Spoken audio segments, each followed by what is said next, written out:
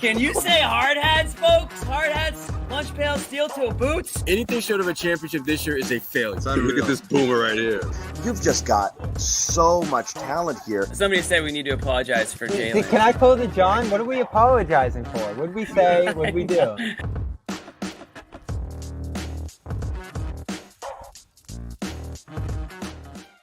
Check it out. Bobby Manning, NBA Finals Media Day. We were there taking it in as the Celtics and the Mavericks warmed up, did their thing, took to the court. Everybody talked. Everyone had a good time. And we got some news and notes, but for the most part, it was just kind of like day one slice of the NBA Finals. CLNS crew there in full force with Bobby, Josue, Nick, the Boomer, Gelso, Amit, Richie, myself. It was a fun time. Joe Mazzulla shooting threes. Joe Mazzulla probably got more run than Porzingis, Brown, and Tatum for the portion that we were out there. But anyway, good stuff. Is it kind of like it's the beginning, right? And this is day one, and we got to talk to everybody, and we're here to talk to you guys. NBA Finals Media Day was today.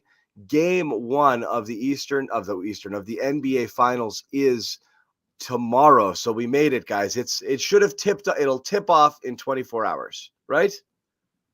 Yes, it will. Well, unless they do like a 9 o'clock start, as they're prone to do, despite the 8:30 listed time. But yeah, we're finally there, and it's been ridiculous, John. Like, you know this from Super Bowl week.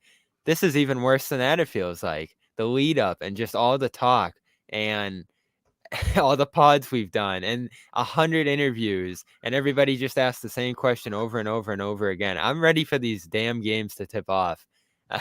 Like, this has been out of this world. I bet this year, John, is going to make them move it up in the future if they ever have and it's probably tough with international travel and stuff like that. But man, this was a brutal layoff with both teams getting it done under 5 games. So I'm thrilled we're finally here. Yeah, we did it. We made it, and we're happy that you guys made it as well. And we know that the real stuff starts tomorrow. So, yeah, in keeping with the tradition of everything that we've been doing, we wanted to jump back on here and talk with you guys. And we'll start with some news and notes from practice today. This comes as no surprise. Kristaps Porzingis confirmed he's playing in game one of the NBA Finals. Again, pretty much confirmed it and said that was the plan when we spoke to him yesterday at the Arback Center. Came back out there today, a little bit more of the same. Again, he's stopping well short of saying he's 100%. We did talk to some other guys about how he looked there. And Bobby, I want your impression on what those guys said there as well. You were in there when I asked Al about it, and I know Luke talked about it a little as well. But here's KP once again, just kind of talking about his readiness and availability for tomorrow's game one. It's tough to say. I haven't played. I haven't played for a while, and tomorrow will be my first real minutes in a while. So I did as much as I could to prepare for this moment, but there's nothing like game minutes and game experience, that I'm going to get tomorrow. So, it'll be tough, but to jump into the finals like this, but I did everything I could to prepare for it, and we'll see you tomorrow night. Does that make you apprehensive at all about playing and the uncertainty of knowing if you're quite 100% to go? What does apprehensive mean? Kind of cautious. Cautious? No, not cautious. I'm going to be out there like... Nervous. No. I do this. I've came back from multiple injuries. I've had these first games back. Of course, not at this stage, but at the end, it's just basketball. And of course, the intensity is a little bit higher, but I have to go out there and play like it's a basketball game and an important basketball game, and that's it. I don't need to think too much or just overthink out there. Just go out there and hoop. So first off, I want to ask who's the translator there that said apprehensive means cautious? It doesn't. It means a little bit fearful, anxious. She switched to nervous. She switched to nervous. That's fine. But yeah, I mean, there is a little bit of fear there. Now, my question to you, Bobby, and I don't want to spend the entire show reading into KP. I think everyone has reached the conclusion. Yeah, he's coming in less than 100%, whether it's less than 100% health or whether it's less than 100% conditioning. and or confidence there. But that's kind of my question to you. How much is confidence versus like, I don't know what I can do because I haven't tried yet, versus knowing I'm not there? You know, like, which one do you think is more in his head right now? It's definitely I'm not there. Like personally, not having the reps, not having everything he wants to do to be able to prepare and ramp up for an NBA final series. And he talked a little bit about there that he's done this before, but not at this level. And so there's certainly a environment factor here. Like, I wonder, would he be saying all this if he was coming back into the second round? There's probably more of an ability to feel things out and less pressure in that situation to come back and play it. Because obviously it's make or break now, and you're going to be called on to play much more minutes and greater minutes against the opposing team starters, all the stuff we talked about yesterday. So you came up with that here yesterday, John, that this is more mental conditioning, his own preparedness personally, rather than anything stemming from the actual physical injury here, because he's not even on the injury report anymore. So there's clearly nothing medical here that he's on edge about. It doesn't even seem like there's a question about his ability physically. That's the thing, is like, from my perspective, if the only thing dusting off here is rust, health is not an issue. He's fine. He's just not sure because he hasn't gone full tilt and has to go from 0 to 100 fast. And it just isn't sure how he's going to be able to compete at this level, almost kind of like, well, I missed 6 weeks and I'm just thrust right into it. Apprehension over performance is different than apprehension over how is my body, like, is my injury healed enough for me to go out there and put myself on the line like this? That's what I'm not sure what he's worried about. Totally natural to be like, I don't know how I'm going to be because I got to jump in and play in the NBA freaking finals after being off for 6 weeks. That's fine. That could be a feeling you have if you just had like a stomach ache or something, like you just whatever. And it's better, right? Because I don't think there's going to be better. That's better than I'm not right. They're saying I'm right, but I know I'm not. So I don't know what's going to happen or how my body's going to react. I don't know if he's reacting to injury or rust. Rust is much better. Yeah, and that's what Joe... The greatest con of all time in the first apology cam in the history of Zannis, he comes out and he just starts doing everything and just looks over and winks like, yeah, I fucking fooled you guys. Hold on. Great. There you go. It's not happening right now. We'll see. We'll see. So get it off the screen. It's all right. So we'll see. But that would make me feel better if it's simply yeah, man, I don't know. I haven't played ball at this level in a while, but I'm okay. I wish he would have said something along those lines, like, the leg is fine. I'm good. I can move. I can spring. I can do all the things I was doing before. I'm moving well. I feel great. Like, if he'd said that to allay some concerns, you'd feel better about it. But he didn't say that. He just said, I've done everything I could possibly do to this point, meaning I did the rehab. I'm as ready as I'm going to be at this point, and let's go. So that's kind of Joe used that word rust specifically is the main thing they're looking at here. And if it's rust, I don't care. Yeah, if it's rust in game shape, that's fine. You'll live with that. If he's just physically limited, like I said, you mentioned OG. I'm not comparing the two injuries, but we mentioned OG being so obviously physically limited to the point that 1-2 trips down the court, you're like, he doesn't have it. If Porzingis is so physically limited, he's getting smoked on lobs. He can't get any lift on any of his shots and this and that, and it's evident. You'll be like, uh-oh. That's a different story. Then you're talking about whether he's playable, period, as opposed to, okay, he's not in game shape yet, but he can go out there and give you 5 good minutes right now and then take a breather and then back out here. So, yeah, that would be great. Yeah, and that means there's no physical minutes limit, which makes sense because we keep asking about that and what the plan is medically, and Joe doesn't have the answer, and Kristaps today didn't have the answer on that in terms of whether there would be some specific minutes limit or something like that. So if there isn't one, you would think there would be one, 1 day before the game. You think they'd have that planned out by this point. So there might not be one at this point. It might just be full go for as long as you can go, for as long as you can play well. And that still enters the concern I had yesterday of, does Joe have the right feel for he has it, he doesn't, who should close, when should he play against who, those sort of things. Because I think it is a little different integrating a guy like that to this position. But according to Joe, in the times we've talked to him so far, it's just full go. Yeah, you go in there, you know how to play. Kristaps said the same thing that Joe said previously today in terms of, I've played basketball my whole life. I know how to do this. I've come back from injuries. It's not any different other than the environment here. So it's good news, certainly. And we didn't see a ton of him today. Looked like he was trying to shoot off each leg and get a feel for that as practice was beginning. We'll see what Joe says in terms of how this practice went today and what they actually were able to do here. But I did talk to Luke for a little bit about just what those practices looked like, the higher intensity ones that he was able to go through.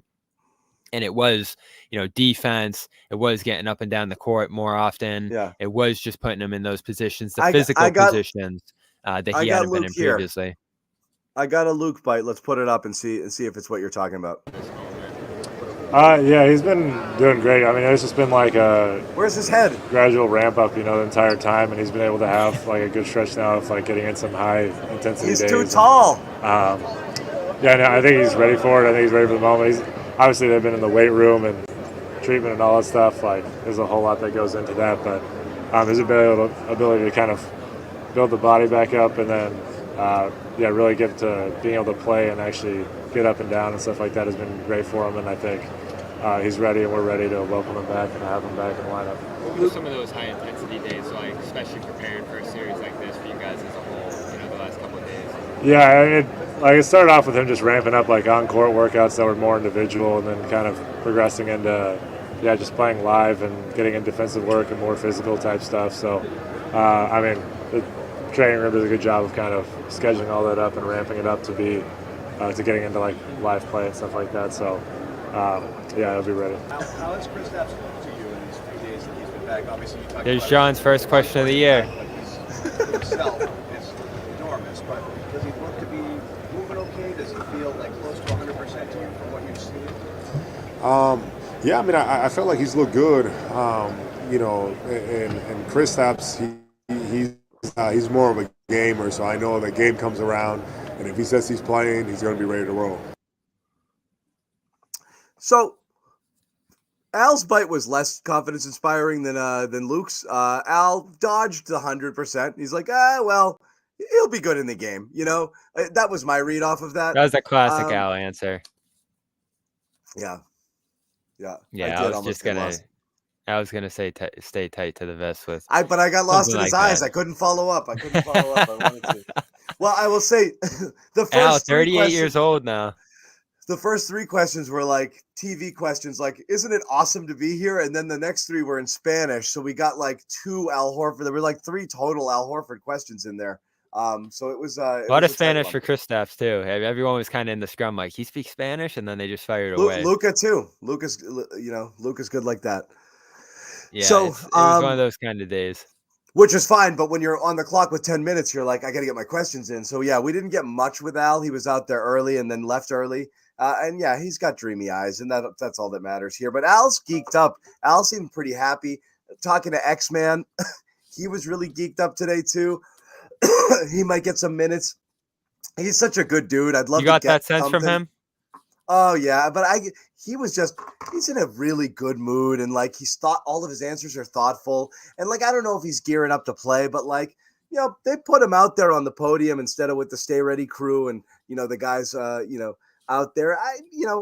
Again, this feels like a Tillman series potentially in the sense that like he might rotate in a little, especially if Porzingis is limited in the early going, but we'll see. I like Just playing bigger in this series. I think you could see him with Al. I think he can do that a little bit. I think he's switchable. So I think defensively they like that, but we know that Joe hates the fact that he can't shoot. He even joked about it, Tillman, like, hey, have you been practicing a ton of threes here during this layoff? And he was like, but not really. And he goes, actually, yeah, I have. So I really think they want I really think they want Tillman to be able to camp out in that corner and hit 35% of open threes. He's never going to get enough attempts to even get to the 35% that was the mark. tough part. of gauging who he was as a shooter because he just didn't get enough up. Just It was didn't like get one a enough. game. Yeah, so it'll be tough. It'll be tough. Yeah, I mean, the series is going to start, I think, with trying to integrate more guys in rather than less, especially if you don't have a good feel for where Porzingis is at. You try to go a little easy on him. I think you were talking about the 5-minute stints, John. And then at that point, you're going into the bench and playing some double big or going with a Hauser. I know Hauser today was talking about having some confidence that he's going to be able to get some spot opportunities here in this series. So that could be part of easing in Porzingis is utilizing the bench a little bit more early in this series. But as we've said, John, the finals are like your 6-7 guys playing 40 minutes and you're not going to see much of the other team's bench, right? So if you're going with like a Hauser, Pritchard, Tillman lineup, you're going to be seeing Luka and Kyrie on the other side, and it might not be pretty. So I don't know how long you can do that. And Joe has obviously said 500 times the regular season and the playoffs are the same. That might have been true so far, but the finals are a little bit different at this stage. Like it's a dead sprint.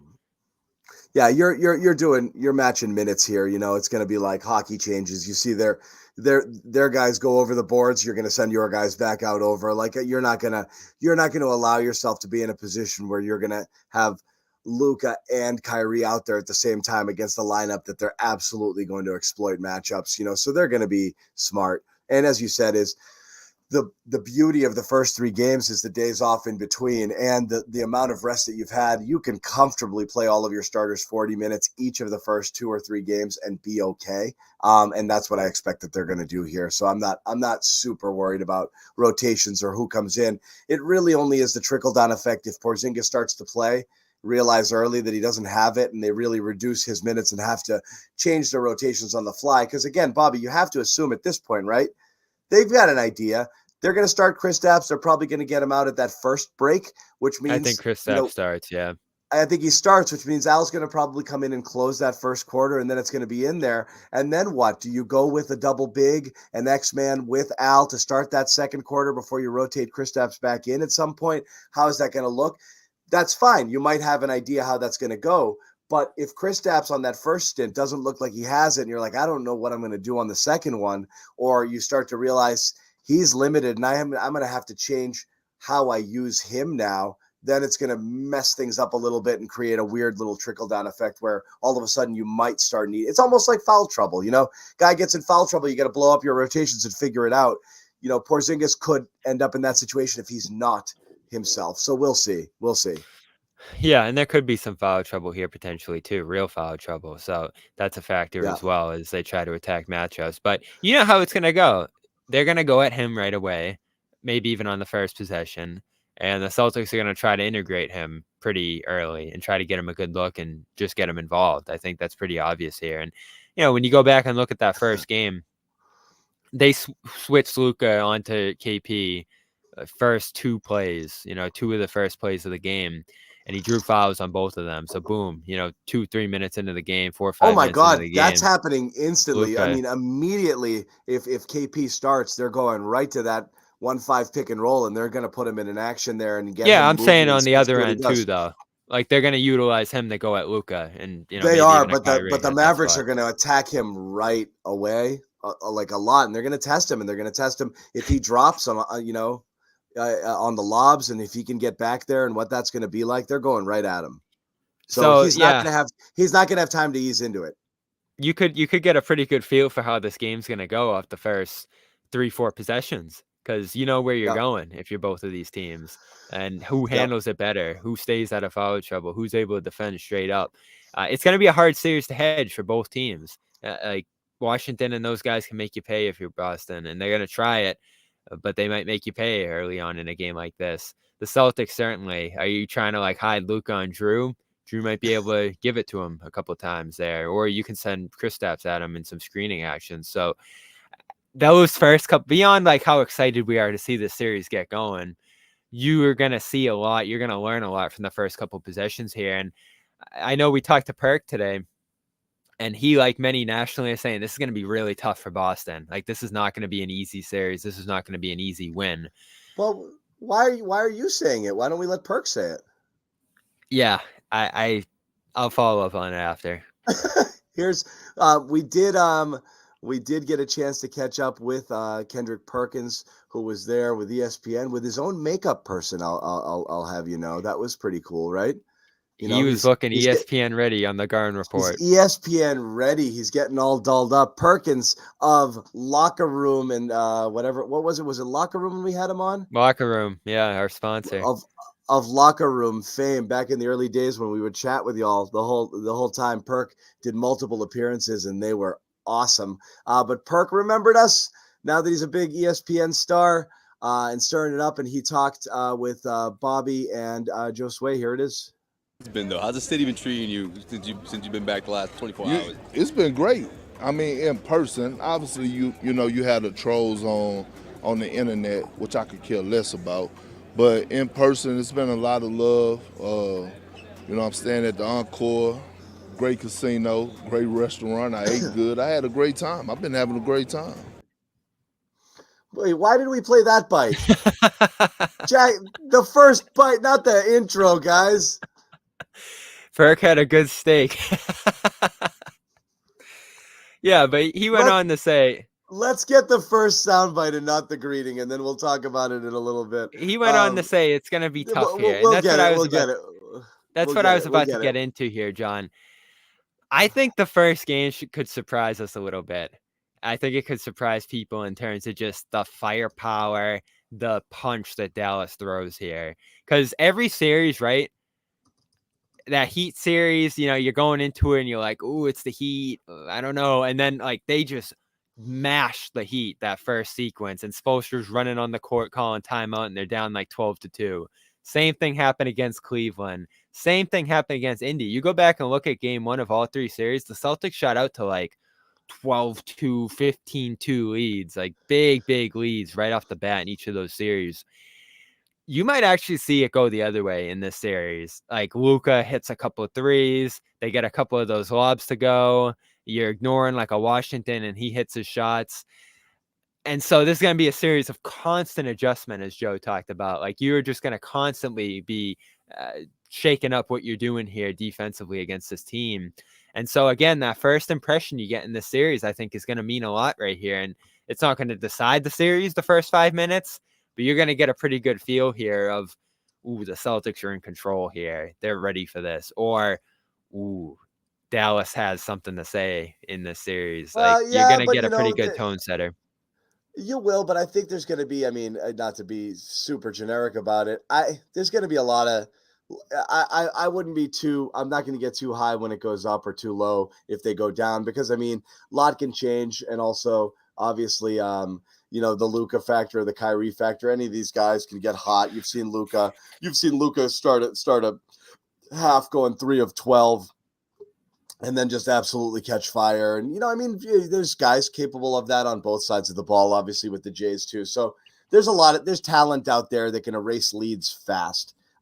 It really comes down to how are you defending them and how are they defending you, and whose offense is able to operate closer to its, highest level, and which defense is disrupting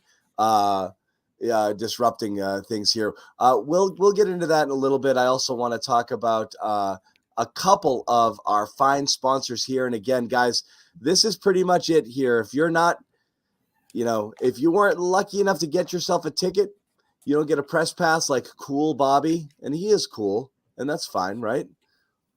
Are you cool, Bobby? I'm trying, babe. It's finals? 88 out. But again, we're excited to cover the NBA Finals. You got to be excited to watch them. And if you want to go to them, you got to figure out a way to get yourself into the arena. And Game Time, authorized ticket marketplace here, makes getting into the NBA Finals and getting finals tickets faster and easier. As you probably know by now, the Game Time app prices go down the closer it gets to tip off. So you really want to keep an eye there and see, you might be able to catch a killer last minute deal there. You never know. Right before tip off, Jimmy Toscano will tell you he does the kind of little bar shuffle. He waits around and sees maybe he could pick something up. You have exclusive flash deals in-app when you download that app. In-app deals on select seats ahead of the game or the event. All-in pricing shows the total up front. No surprise fees at checkout, so you know what you're getting. A panoramic view of your seat, so you know exactly what it's going to look like. It's a really cool feature. If you check it out, it's right there for you. A low price guarantee. Game Time will credit you 110% of the difference if you're able to find something better out there. So again, take the guesswork out of buying NBA Finals tickets with Game Time. Download the Game Time app, create an account, use the code CLNS for $20 off your first purchase. Once again, download the Game Time app, create an account, use the code CLNS, $20 off your first purchase. It's going to be pricey to get in, so every dollar counts. Definitely worth checking things out with Game Time. We also want to tell you, Prize Picks, you want to get in on any action there? Prize Picks is definitely the way to go. There's also going to be a very fun special offer that I'll tell you about in just a second. But again, Prize Picks, America's #1 fantasy sports app out there. Super easy to use, very intuitive, tons of fun. Make sure that you check it out. More than 5 million members. Exciting way to get into the action. Watch your favorite sports and players. Pick more or less on 2-player stats. Shot up to win 2 or more player stats, I should say. Shot to win up to 100 times your cash. And as I said, and as we've brought up on the show recently, there is an incredible deal here where you're getting a free square essentially here. You can pick one of your squares as Jason Tatum scoring 1 point. That's it. It's a 0.5, more than 0.5 points. He scores a point, you win that square. It makes winning that much easier. It's a really good way to get yourself into the action here. So again, all you have to do is sign up, download the app, head over and fill it out with a promo code that says CLNS, and you get a deposit match up to $100. It is that easy. You deposit 100, you get 100 immediately. What are you laughing about? These comments are killing me. Yeah, Nick, just get us the duck boat. Yeah. It's that easy. Anyway. Nick just got to make a call. Nick's just got to make a call. That's all you have to do. So check it out. Sign up for Prize Picks today. Help support our sponsors by putting in that code CLNS for a $100 deposit match. Back to the series here and back to the Perk Bite. We're calling this the real Perk Bite. And here's Perk. He ruffles feathers. You know why? Because he doesn't just say, Boston's going to win it all. I'm with the Celtics. He's not just a straight up homer. And anybody who's not a homer, we have learned over time is what, Bobby? A hater. Okay. So some people think Perk's a little bit of a hater, but here's his honest opinion. And I believe he has picked the Celtics, but he doesn't think it's going to be easy. What about these Celtics? How you feeling about their chances in this series? Well, I got them picked to win this series in 7. You know, a lot of people around town been asking me, you know, is it going to be in 5? I'm like, no, it's going to be a tough series. Like, you know, do not disrespect the Dallas Mavericks. They're here for a reason. And I just feel like, you know, embrace the moment. Nothing is a given, right, when it comes down to the NBA Finals. And you got to go take it. Everything is earned. Nothing is given. There it is. Kendrick Perkins hanging out with Bobby Manning Celtics and Josue 7. Pavon.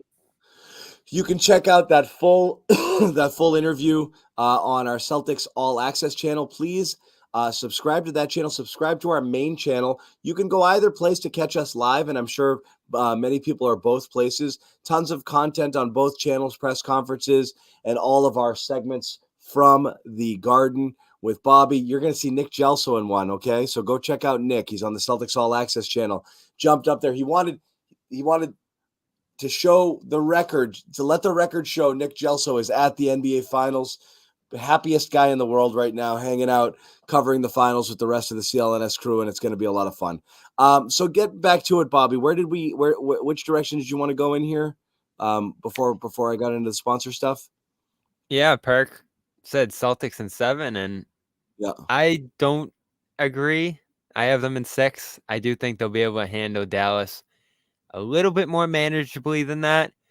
But if it is a 7 at home with everything on the line, that's where you'd get a little nervous at that point, right? I mean, you'll have lost 3 games at that point. You're probably going to have some issues going on defensively or in some other area. Maybe Porzingis isn't himself. Like, this Celtics team, have they lost 3 games over a 6-game stretch all year? I can't imagine so. So if you're going to a game 7 in this series, something went wrong, or Dallas just played so far over their head that they rattled off 3 victories over you. And all of a sudden, you're at home with that pressure, with the crowd maybe a little tense. You're playing a little tense in that case, depending on, how it goes the game before that. I wouldn't love that. If you're in a game 7 in Boston a couple weeks from now, I don't know, John. Would you be feeling good at that point? I mean, no, but I never feel good. I mean, like, I don't. You don't feel good right now? I do, but I think people will hate hearing this because it's going to sound like it's a dig, but it's not. The Celtics are better front runners. That being said, I know they've done well in the clutch here, but against lesser opponents who are somewhat limited. But they've played well in the clutch, which is great to see. But look, I like them out in front of the pack, just dropping the hammer on people, having the threes rain down, focusing in on defense, and just putting teams away. They did that a lot. I mean, you look at the ridiculous statistics. I don't have them in front of me, Bobby, but the amount of 20-point leads this team built up all season, I mean, that's what they did. They just came at you so hard and fast, so many different ways. And all of a sudden, sometimes you'd feel that you were in a game and then you were down 22 points and you're like, what happened? So when they kind of, just drop the hammer on people is really where they go. I don't want to see them in battles and in wars. I mean, recent success notwithstanding, I like them when they're running out ahead of the pack and getting their shots and everything's kind of flowing and falling. I don't want to see them tighten up. I don't want to see them going ISO. I don't want to see Tatum trying to match Luka, putting the ball in his hands and letting him do it. He's not the same guy. He can't do what Luka can do offensively in that regard, controlling every single aspect of things. I want to see them play their team game, build those leads, make other teams chase them, and then just be able to hold them off. And I'd rather see that. But I don't know exactly how it's going to go because, again, there's so much with the KP factor. I'll ask you this, though. What's your biggest fear for the Celtics here in the finals? Like, what's your nightmare scenario? Like, if this happens, oh, man, this is going to throw the whole thing. And Porzingis is an easy one, so let's skip that. Porzingis not being right and or, literally just playing himself off the floor and not being able to compete is the biggest fear. But beyond that, just in terms of how the Celtics play and how they approach this. I think it's the shots turning off because in this series, you're going up against the Shooting Dallas variance, team that shot the second most threes in the NBA, out of their attempts. So they're a team that gets up as many threes as you fairly easily. They get them up in a different way. I know Jared was on Celtics Beat talking about that. Like, you might be going around a screen closer to half court. You might be catching the ball in odd positions if you're Dallas. And certainly those rollers put heavy pressure on the basket in a way that could lead to some kickouts. You're going to probably be ignoring one of those shooters. So that opens the door to a wide open shooter maybe getting going in this series. So yeah, the shooting thing always scares you, and not to boil it down to make shots, miss shots, but your reliance on the 3 in this series is going to be interesting to watch because you haven't gone to the post as much in the playoffs. It feels like you haven't had that Porzingis factor in there. So is he able to get going, to go back to that concern that you have here in this series? But to me, it is, what are you looking like if your shooting turns off a little bit in a couple of these games? Because particularly in the isolation, I'm going to be watching Dallas's defense, John. Have they really improved to the point where, final 15 games of the year, the number 1 defense was Dallas.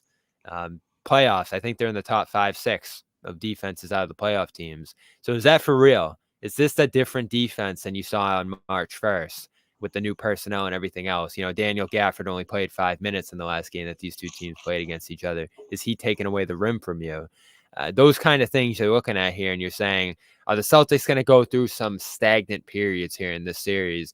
Because, let's look at the points per game here, the offensive average. Beyond what we're talking about here, John, with like the increased physicality that they've allowed in the second half of the year, the Celtics have kind of slid down just a little bit efficiency-wise into the playoffs, it feels like. They're hovering around the same points per 100, but it's 122 in the regular season.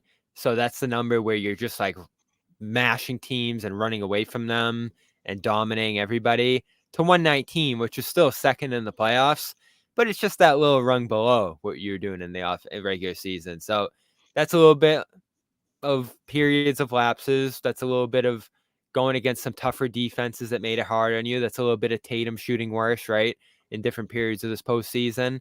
So if all those things come back into play here, that's when you're playing in close games.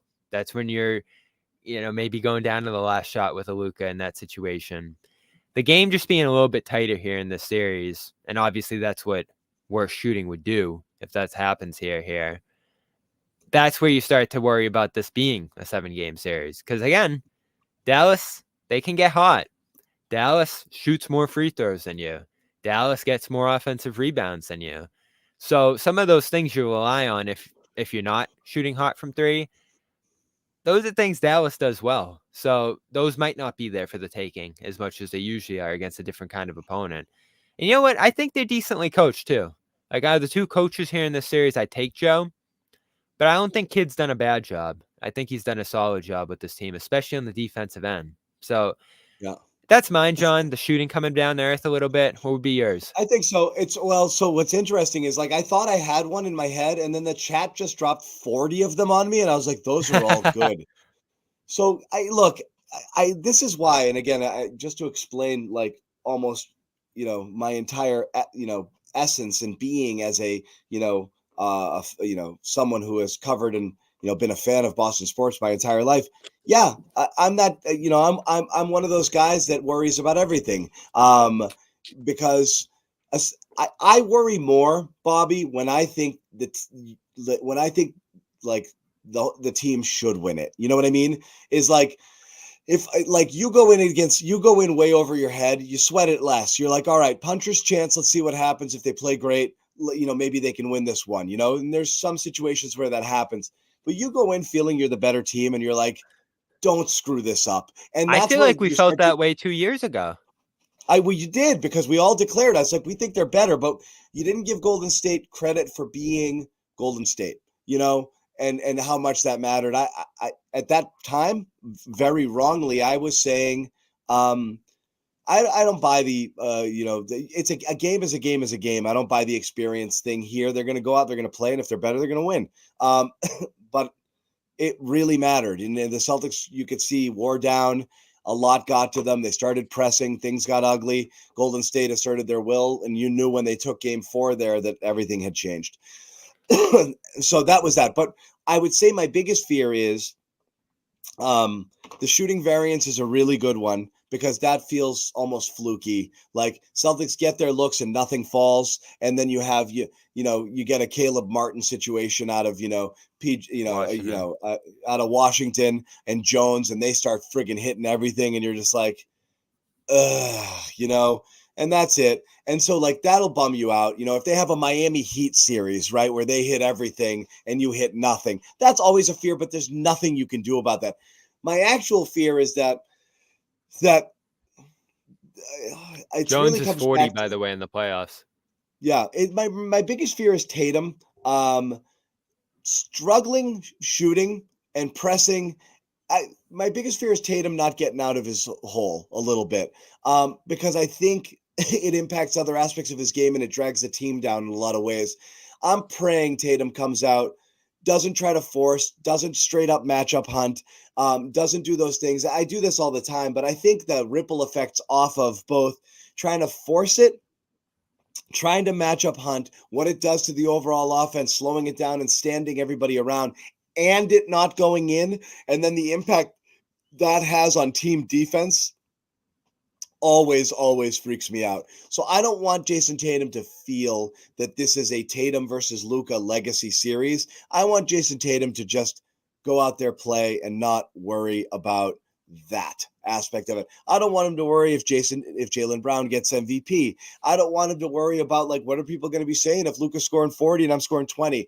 And I'm not saying he will, but like, you're the guy. You want to be the guy.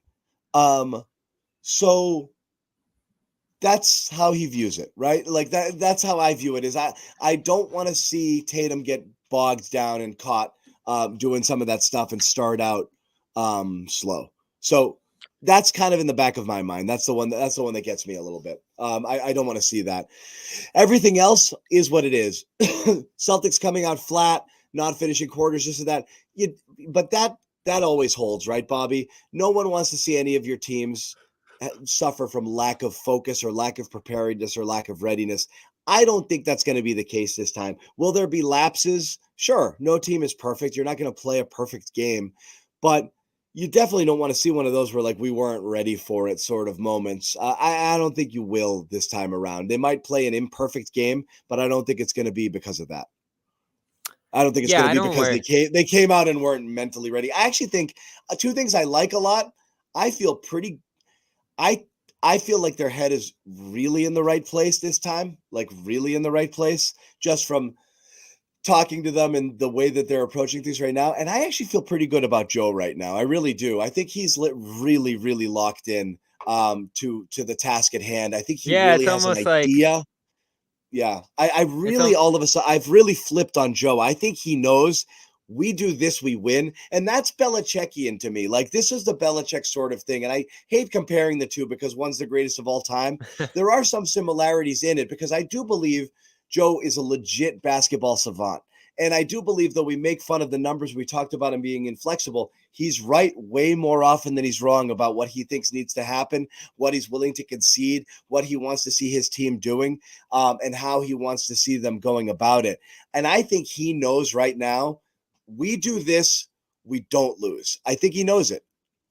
I really do. And they buy into it and they respond to it and they attack those areas that Joe emphasizes. Like their ability to use those margins, the free throws, the rebounding, all that little stuff that they do to separate themselves in these games, in these series in particular here, because again, these are series that could have gone 6-7 games in different cases based on how different games were looking. But they were able to separate themselves or win in key moments based on all the things he's always emphasizing. And even some of their weaknesses we saw progress in, the crunch time stuff last series, maybe some of the defensive concerns we had, particularly last year, have turned around 180. And there's just a flexibility there. He just has a great pulse on this team. He really does. And, you're wondering the matchup here against Kidd, what kind of things is Kidd going to be able to fire up to disrupt Tatum? That still is probably the one area where you look at Joe and say, all right, like, can you get Tatum going? Can you get him easier looks? Can you just get him out of some of these shooting struggles he's been in? But to Joe's credit, he keeps drilling that it's not about Tatum shooting. We're going to win this as a team. We're going to do all the little things and make the right reads and find the right guys in their spots to succeed. And if Tatum's doing all the other stuff while shooting 40%, you're still going to win. That's held true in pretty much every series to this point, except the last one where he definitely was able to get going. But again, that's the matchup. And I don't feel like this is going to be a series where Tatum's able to go off and get whatever he wants. I think Dallas is going to show him crowds just like other teams have. I think you got those great rim protectors in there who are going to try to take that away from him.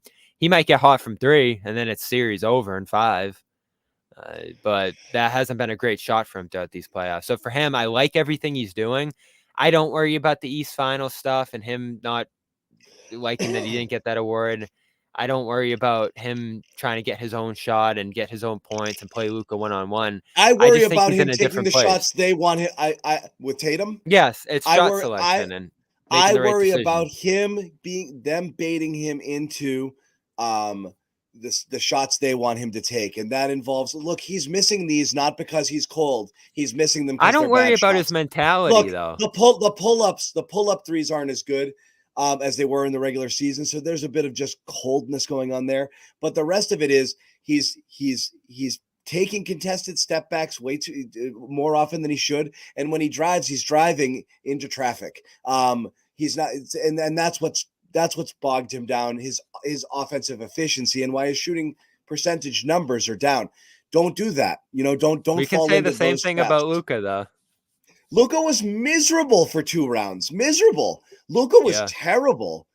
Terrible. Yeah, so he couldn't shoot at all from 3. From 3, he's been dreadful. So yes, you're a Mavs fan. You're like, what if he's ice cold? We're dead. Here's the thing. The biggest difference, I think, not different. Tatum and Brown play well in the series, the entire series. The Celtics can't lose. Luka and Kyrie play well. Mavs could still lose. Okay? I really believe that. So that's the thing, is like, it's so important that the Jays do what the Jays do best. And I don't think you can lose the series if that happens. I really don't. So yeah, if you're making the right that's reads, why I think so much is key to Tatum here, because it just everything flows off of it. Absolutely. Yeah, and I don't worry about Tatum here. He might get cold. He might not have the best individual performance, but if it's still playing into the team's advantage, the mindset and the approach he takes here, if Brown's able to succeed at the highest level off of him, great. I really don't think, John, he's going to care if he doesn't win Finals MVP. Bobby, I never thought that. I didn't think he cared, in the sense that I never believed Jason Tatum. I think he just wants that ring.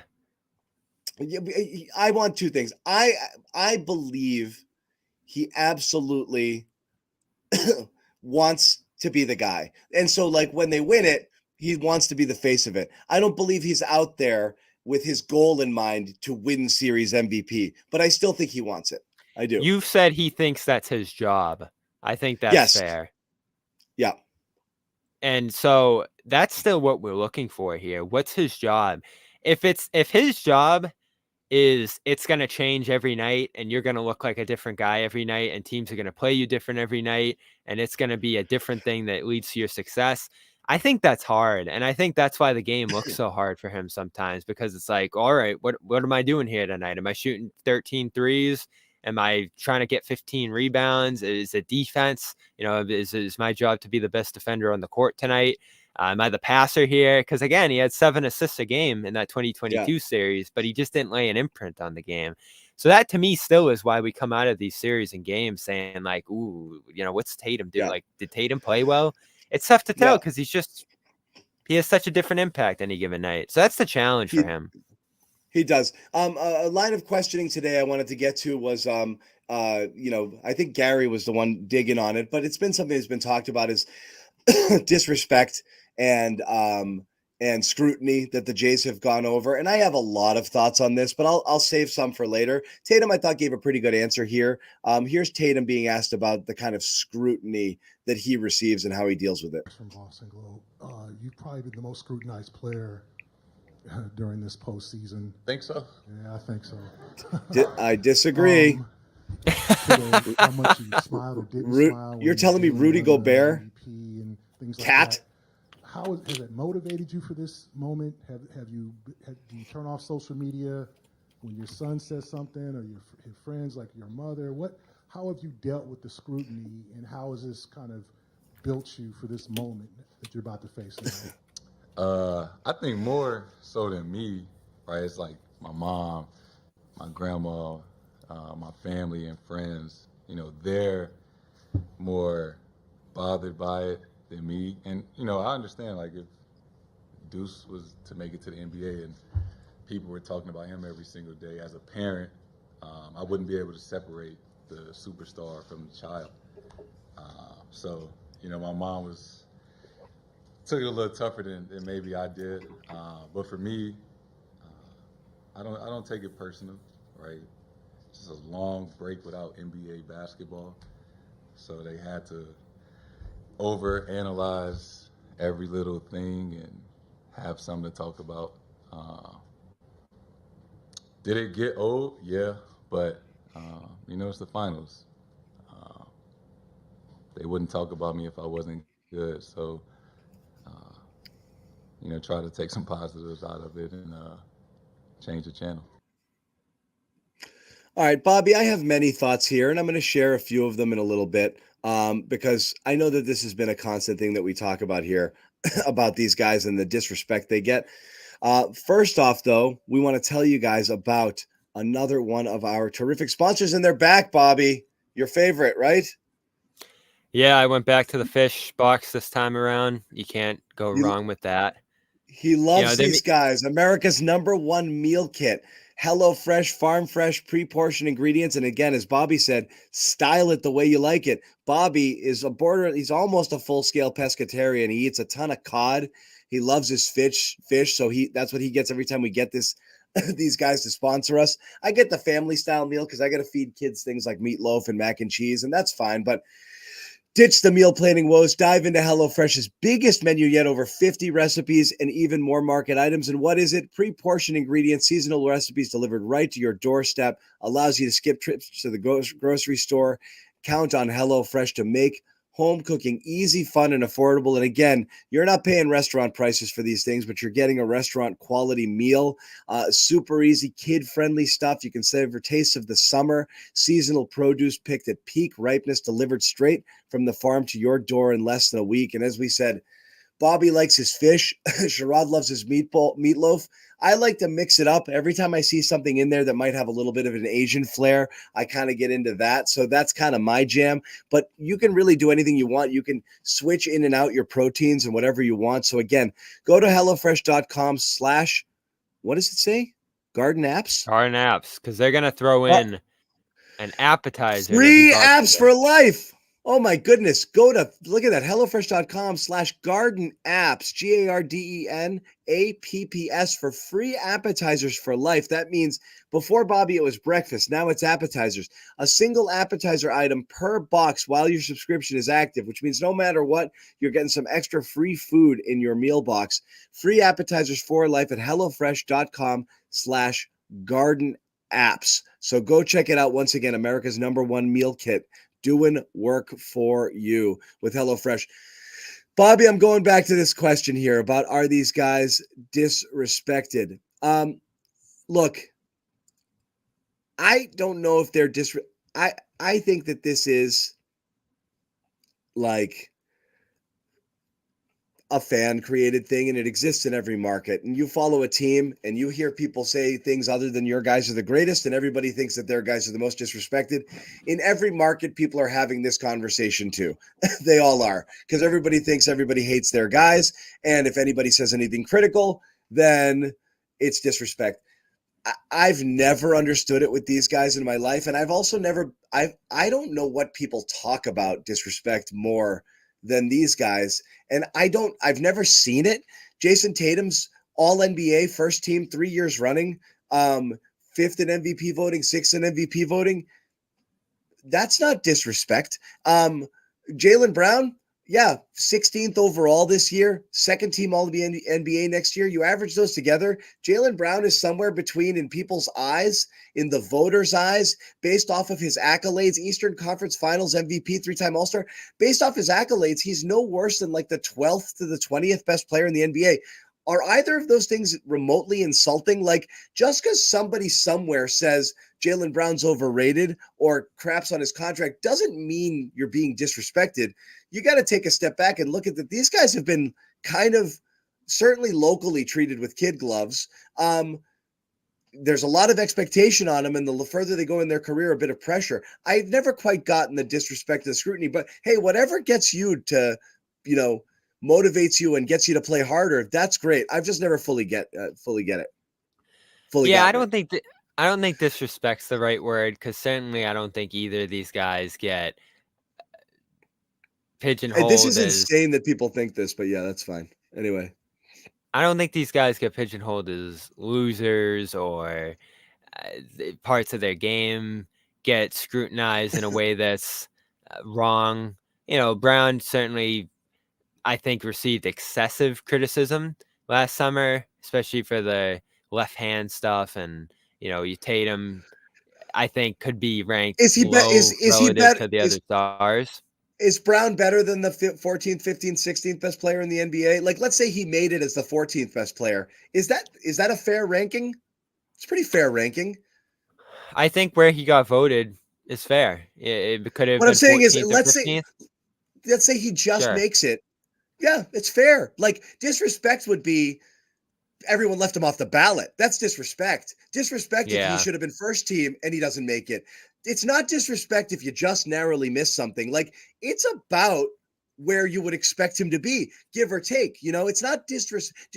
They're using the wrong word here. Like, I don't think they're disrespected. And I think the national narrative with the Celtics is straight up boredom. Like, they've been the best team all year long. You watch them futz around with some lesser competition and say, you know what?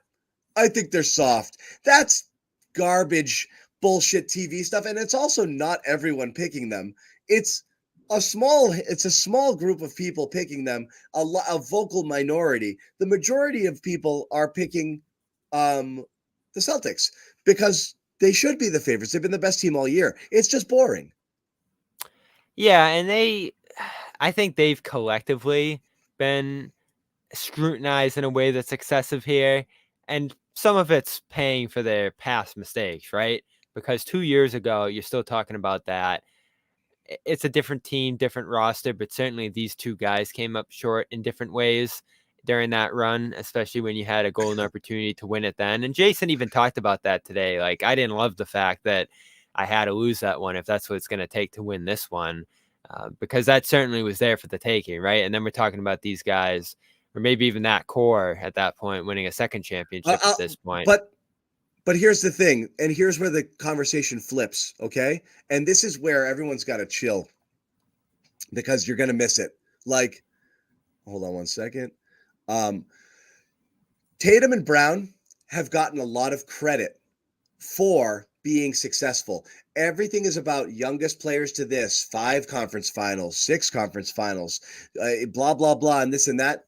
There's been a lot of, they get credit for coming close. Most people don't, okay? If they lose this year, the conversation around these guys is what, if you guys think it's disrespect now, earmuffs, okay? They lose these finals after the Celtics put together a team to surround them with more talent because the front office felt they couldn't get by with what they had before, and they lose to a 2-man team, Luka and Kyrie with role players. Say goodnight to respect, and you'll be chasing it the rest of their careers until they win one. This is the year it turns on the Jays. They have to win, or else the narrative, guys, I'm sorry, you thought it was disrespect before. It's going to get crazy. But they do win it this year. Everything changes. They're cemented. Everybody eases off. So much is riding on this. I'm sorry. They've gotten a lot of personal accolades to this point. They are nationally respected. Very much so. Doesn't mean you're not going to have some detractors, but they lose this year. It is going to be grisly. So yes, there is where the pressure comes. And there is where you're going to call it disrespect or not. People are going to make a big, big deal about it. They are. Yeah, and that's where I have a tough time grappling with it a little bit because those expectations are certainly fair. But to this point, have they done anything to scare you? Have they done anything that makes you think like, ooh, they might not do this? To this point, they're 12-2 in the playoffs. It's not. They should win. I'm picking them to win. I think they're the better team. So that's where by a considerable margin, which is why, again, like, I'm not going to call it a choke job, but it's going to, if you lose with this team against this opponent, then people are going to be like, I don't have faith in these guys that they're ever going to win, you know? So I was curious what their reaction's been to the coverage because it's been tough, John. Like, I think you can agree with that. It's been a little nationally, it's been a little strong. The concerns, the panic, the criticism. And again, I'm far from my fan days, John. This isn't me fanning out right here. Like, I'm just watching the stuff people say about this team every day nationally. And I'm like, really? Like, this team that won the East by 15 games and is 12-2 in the play, like, there's huge concerns about this group. I'll tell you this, okay? We've done it before. You saw an Atlanta Hawks team a few years back put up a terrific record, and people say, like, I don't know. I'm not sure if they're all that good. And then they lost. You saw but they Phoenix didn't make the finals. They didn't. Phoenix did and lost. And what do you say about them? I don't know if they've got it either. You know what I mean? Is like, it's easy to knock down the top team. People said it about the Ravens this year, and then they lost. You know, in football, you see it all the time. A team looks dominant, and you're like, yeah, but I haven't seen them do it on the biggest stage. And until I do, I'm dubious. And that's what you have around the Celtics. Plus, boredom and recency bias. Dallas, again, looked really good down the back half of down the stretch in the regular season. Second only to the Celtics in the last 35 games or since February or whatever. And then they looked good in the playoffs, dispatching 3 high-quality opponents where the Celtics had 3 cupcakes. So it is different, and that's why everybody's grabbing on it. It's just what's happened recently. If you ask somebody before the playoffs started, who's better, the Celtics or the Mavs, they'd be laughing about that, even be asked that question. A lot of it has to do with recency bias and general boredom. Yeah, I think that's where it stems from. And if you want to say, as many have, that they haven't been tested yet, I disagree, but you can make that case, certainly, that they haven't gone against a fully loaded team. That's a fact. They haven't gone against an opposing star for the entirety of the series. That's a fact. And that this will be their biggest challenge by far, as Perk said there, right? I think Perk's commentary, the brief one he gave us there, it was 100% fair. I just think when it grows to an extreme, like the Mavs are clear favorites here, or the Celtics just aren't ready for this and stuff like that, like that's where it just gets a little silly to me. And so if that's what you want to call disrespect here, I think that's fair. If you want to fall back on Brown and Tatum's past disappointments, I think that's fair because we just haven't seen them yet at this level yet. See if they're capable of changing what's happened. But all we have in front of us with this team, with what they've done in 23-24, is the record so far, the net rating so far, their offense and defense so far. And to me, it all passes. I don't have concerns about them losing this series. And maybe I'm overconfident in them. Maybe I should be a little bit more respectful of Dallas. Maybe I should be a little bit more nervous that this team and their past slip-ups and their past issues could come back to haunt them. But I just haven't seen enough evidence of it this year, John. And I was on here every day last season saying, this isn't right. This defense isn't right. This team's not right. They have some issues here, and it's worse than it looks on paper. Every round of these playoffs so far, to me, they've checked the box. And I know that there were some easy series, if you want to call them that, and breaks that they caught. But every team that wins a championship gets those. And yes, you have to get it done here, and it's not going to be easy here. But I think they're more than capable of doing it. And in turn, John, if you want to say it this way, it would be a monumental all-time failure if they lose this series. I'll agree with that. Of course, barring like one of these two going down or something ridiculous like that. If they just straight up lose this series, I do think it's a massive failure, and the avalanche that will fall on them at that point will be deserved. And they'll have to eat it at that point, right? Like, I don't think any of them will be saying at that point, like, oh, they better not say at that point, oh, we had a great year and we learned a lot of stuff. But they're not underdogs, and most people are picking them. They're the third biggest finals favorite since the merger. They are. So they're the favorites. Like I said, it's better content. Guys, don't fall into the content trap. The guys at ESPN don't actually think the Mavericks are going to win. It's a content trap. You're falling for it. It's more interesting and provocative if they pick the upset because it's fun to talk about. They don't think it. Nobody thinks Dallas is better than we are fair, John. I think me and you are fair. And sitting here today, off what we've seen so far, and put the Kristaps stuff aside because I think that's a legitimate uncertainty that you can mention here in terms of how the series might go. But just this team being 100%, what they've done so far, what they've done to this point, aren't you confident in what we've seen? Yeah, like I said, to me, you can nitpick, but no, to me, it's all good. It's unforeseen things. Porzingis being a 0, crazy shooting variance, or just an unthinkably bad series from one of your 2 stars that could tilt it. I don't see another way they lose. I don't. So I'm just, if they played 100 games, I would think the Celtics would come out on top on 60 plus. You know what I mean? It's like, I think they're just better. But again, 7-game series sounds like long, but 1 or 2 games flips on something weird happening and it gets a little interesting. So that's why I don't think it's a slam dunk, but I think the Celtics are clearly the better team and clearly the favorite. My pick, Celtics and 6. Yeah. I think 1 or 2 games could flip the wrong way. I think you could lose game 1 just because of all the weird stuff going on here. But I just don't see something's going to have to go wrong. They're going to have to underperform to lose 3 games. And then that's why, like with Perk saying Celtics in 7, if you're in a game 7, I think something went wrong and you're going to be at home feeling nervous and you're going to be in a shaky spot at that point. I said this, Catherine, as well. And I did. And I've been tilting between 5 and 6 for the Celtics, and I'm not there. I'll write something up. We'll have it printed tomorrow. But I mean, I'm firmly Celtics. I'm not, and I have been the whole way through. So, and Catherine, thank you for watching, and thanks for for the comment. Yes, we said this. I said the exact thing earlier. The Celtics 2 stars play well. Celtics will win this series easily, and that's why that was one of my biggest fears. Is that something weird happens and Tatum has a one of the like, oh no, type of series. And I'm not saying he has or will. And that I believe that if the Mavericks play well, if the 2 best players in the Mavericks play well, that the Celtics can absolutely still win. So yes, I agree with that. It's 2 players and some good role players versus a team.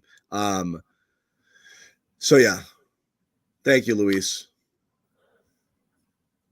I don't know what I'm ready to get this thing started, man. I'm looking forward to it. I think it's going to be good. It's going to be a really good series. It's going to be a really I'll exciting give my series thinking to watch. tomorrow. Yeah. So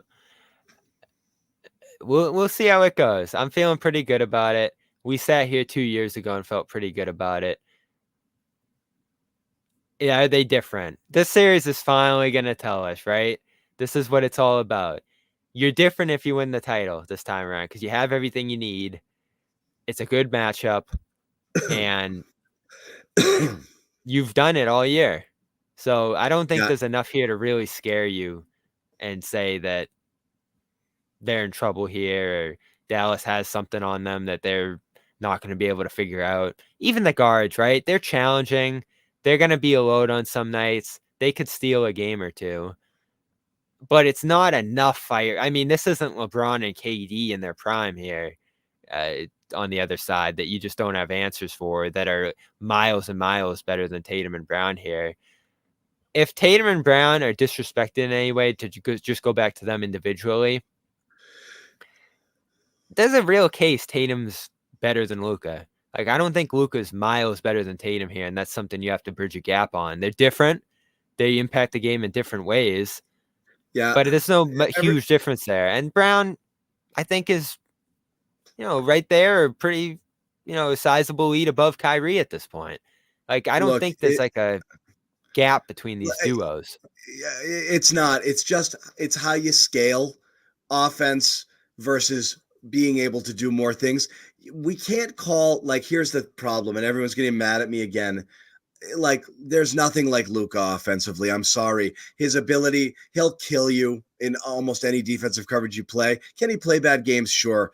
But you double him, he'll make the perfect pass. He can, his pull-up numbers this year were insane. Pull-up 3, just lights out. I mean, he scored 35 freaking points. Guys, he's another world above most everyone else in the league offensively. Then it's, well, do you like the two-way aspect of Jalen and Jason, more because they play defense? Absolutely. That makes a big difference. And yeah, you've got guys on the Dallas side that you got to hide a little bit for sure. So yes, being a two-way player is a great thing, but like, look, Luka does everything offensively. And the difference between these guys is, he's that alpha star where when everything's going wrong, you just put the ball in his hands and say, save us. Tatum's not that guy.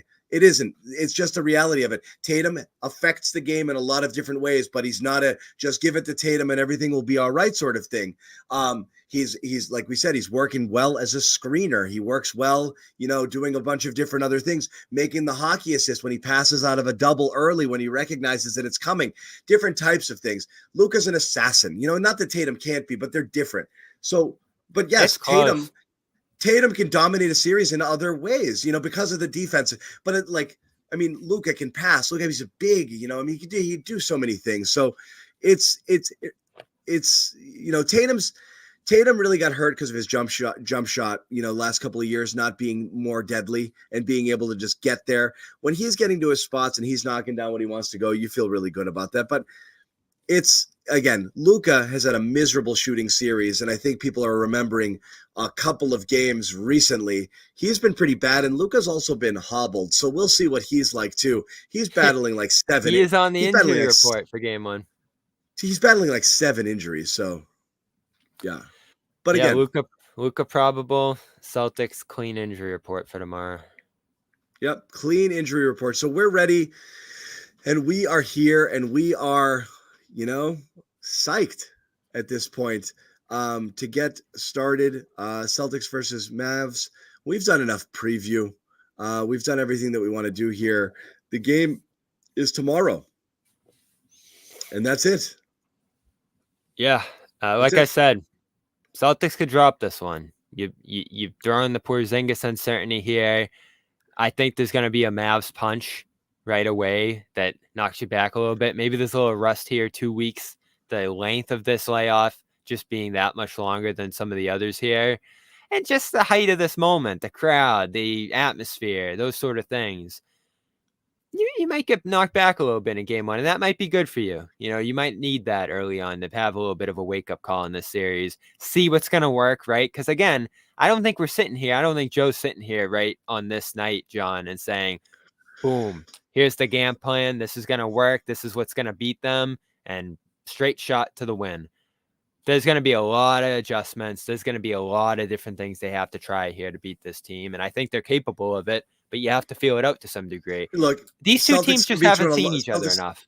Yeah, Celtics can beat you in a lot of ways, and they're all there. It's again, you're playing a situation where your A game beats their A game, and so it's just whether you bring it. So yeah, it's fun. It's exciting. And you're right. They haven't seen each other. When they did play last, Celtics won by 28 points. That was post-trade deadline. It's the same roster you're seeing with Dallas, but they're playing totally differently. They had not put Jones and Gafford in the starting lineup at that point. And when they did, that kind of opened up a lot of things. Their defense got a lot better. Those guys were playing great. The lob threats there. You were getting a lot of action from Lively as well. Lively and Gafford have been great. The recipients of Luka's generosity. Did you see the crowd around Lively today? He had like a Porzingis-sized crowd, the 20-year-old there. A lot of love. He was interesting, too. I actually listened to him talk. I liked him. So, but yeah. And, yeah.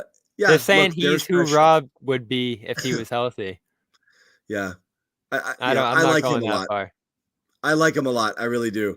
It's going to be fun. So, again, we're there. We're probably going to do something tomorrow previewing the game.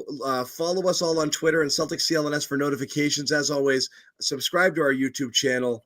Give us a like. Share it. Start telling people. Finals are coming. We're ready. We're going to be down there. Most of us are going to be transmitting live from the Garden postgame. Bobby and I will be down there, as well as Sherrod and Josue. You might get a little boomer report as Nick Gelso jumps in there as well. So we're going to be all hands on deck, Celtics CLNS. We are at the finals, and we will be there all the way through, sending a large contingency out to Dallas as well. And we are and should be hopefully your home of Celtics coverage all the way through the finals, hopefully on the way to Banner 18. We love you guys. We thank you for hanging out with us. As always, we can't wait to see you tomorrow. So everybody rest up. Big game tomorrow, okay? Get your sleep. A lot of time for a nap tomorrow, too. I think that's important. I'm going to nap tomorrow, Bobby. I'm telling you that, okay? Yeah, I'm probably just going to sleep in, but same thing. I can't sleep in. I got kids. Anyway, we'll see you guys tomorrow. Thank you guys for hanging out. Wait, Amit's got an outro for us, I think. No, he doesn't. He said he was going to work on an outro. He had a phenomenal game. Phenomenal game. Forfeit's out. I think it's an auction.